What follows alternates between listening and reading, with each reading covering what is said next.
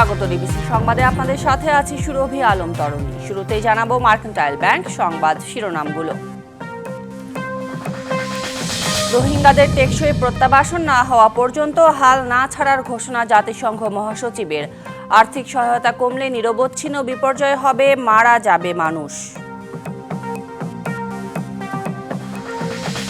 বাংলাদেশের গুরুত্বপূর্ণ সংস্কার ও রূপান্তরে পাশে থাকবে জাতিসংঘ।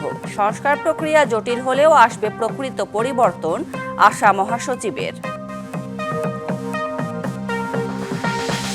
শিশু আসিয়ার মৃত্যুতে মাগুরার জারিয়া গ্রামে শোকের ছায়া, কিছুতেই থামছে না মায়ের কান্না। সর্বোচ্চ শাস্তি দাবি স্বজন এলাকাবাসীর। নারী নিপীড়ন বন্ধে জেলায় জেলায় আইনি সহায়তা সেল গঠনের দাবি বিএনপির। অতি দ্রুত সরকারকে নির্বাচন দেওয়ার আহ্বান নেতাদের।